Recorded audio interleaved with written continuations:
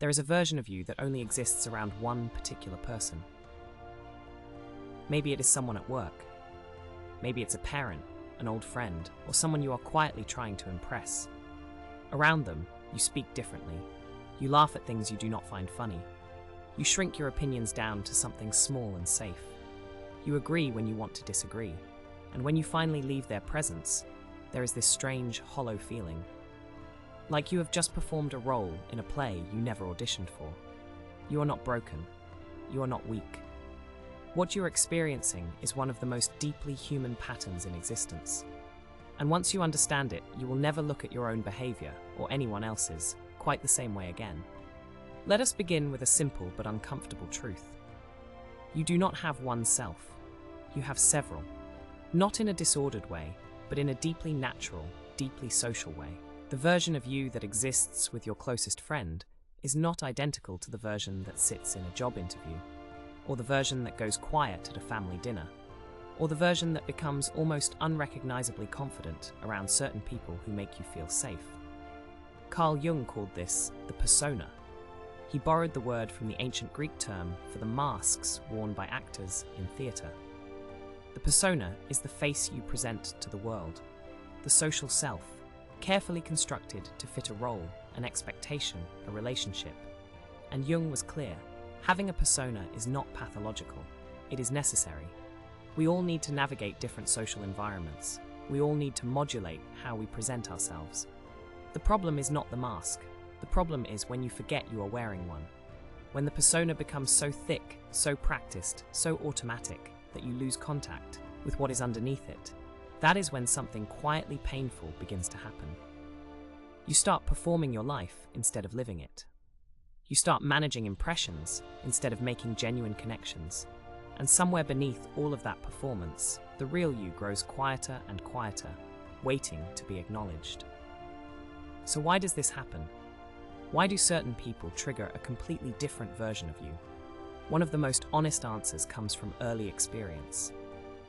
Long before you had the language to describe it, you learned which version of yourself was safe to show.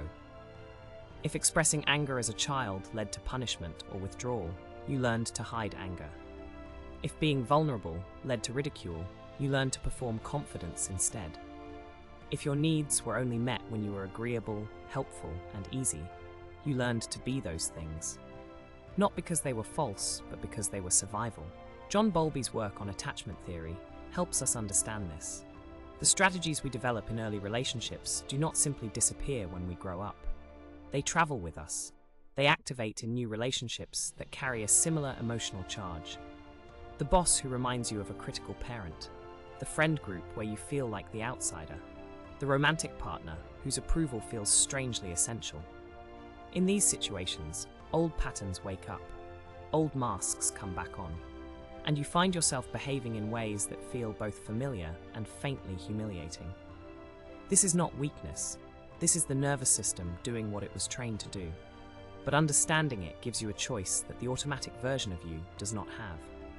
Erich Fromm, in his landmark work Escape from Freedom, explored something that cuts even deeper. He observed that freedom, real freedom, the freedom to be yourself, to hold your own opinions, to exist without constant approval, is genuinely frightening. Not because people are cowardly, but because freedom comes with a weight. When you stop conforming, you become responsible for who you are.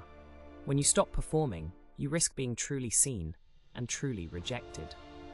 And so, Fromm argued, many people unconsciously escape that burden.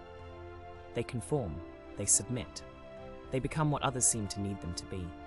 Not out of malice, but out of a deep, unspoken fear that the authentic self, the real one, with its contradictions and needs and honest opinions, might not be acceptable, might not be loved. This is the psychology behind people-pleasing. It is not simply niceness. It is often a sophisticated defense against the terror of rejection. And the cruelest part is that it tends to work in the short term. People do like you when you agree with them. Groups do accept you when you mirror their values back at them. The mask earns its keep, and so it stays on. Simone de Beauvoir wrote about the way human beings can surrender their own existence to the expectations of others.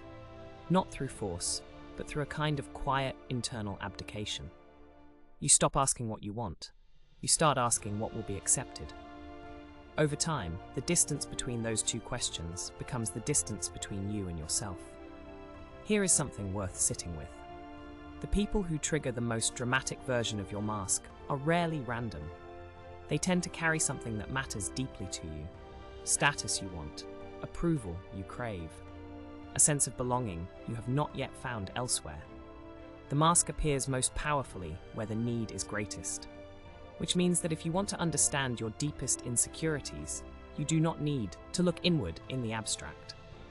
You simply need to notice who makes you perform, who makes you smaller, who makes you louder in a way that does not feel like you, who makes you agree when your gut is saying no, who makes you feel afterward like you left something important behind in the room. Those people are not your enemies. They are, in a strange way, your mirrors. They are showing you exactly where your sense of self still depends on external permission. Now, none of this means you should rip off every mask and announce your unfiltered truth to everyone you meet. That is not authenticity. That is just a different kind of performance. Real authenticity is quieter than that. It is the small, consistent choice to let your actual opinion exist in a conversation, to pause before agreeing with something you do not believe, to allow a silence rather than fill it with approval-seeking noise, to say, even once, something that does not require applause. That last idea is worth returning to. Choose one honest action that does not require applause. Not a grand gesture, not a confrontation, just one small moment where you let yourself be real without needing it to be rewarded. That is where the work begins. Not in a dramatic revelation, but in a quiet, private act of self-respect. Because here is what the psychology and the philosophy both point toward. The self you have been protecting by wearing the mask is not as fragile as you fear. The authentic self is not the raw, unguarded version that gets hurt by everything. It is the version that has learned to be honest without being reckless, grounded without being rigid, open without being desperate for approval. Carl Jung believed that the goal of psychological development was not to destroy the persona, but to stop being unconsciously controlled by it, to know when you are wearing a mask, and to choose whether it serves you. That is a very different thing from being trapped inside one. Freedom, as Fromm understood it, does not feel comfortable at first. It feels exposed. It feels uncertain. It feels like standing in a room without the usual armor on. But that discomfort is not a sign that something is wrong. It is a sign that something real is beginning. You became a different person around certain people because some part of you believed that the real version of you was not enough. That belief was not born from truth. It was born from experience, from moments when being yourself felt dangerous or unwelcome or simply too much. But you are older now. You have more choices than you did then. And the most important one is this: to slowly, carefully, without drama or performance, begin to let yourself be known. Not to everyone. Not all at once. But to yourself first. And then, in the relationships that deserve it, to the people who are actually worth the risk. If this video gave you something to think about, consider sharing it with someone who might need to hear it. And if you want to keep exploring the psychology of who you are and how you move through the world, Inside the Labyrinth is here for exactly that. And if this spoke to a part of you that rarely gets heard, stay with that feeling for a moment. You are not broken because you feel deeply. You are only beginning to understand yourself. Subscribe to Inside the Labyrinth for more reflections on the hidden patterns of the human mind.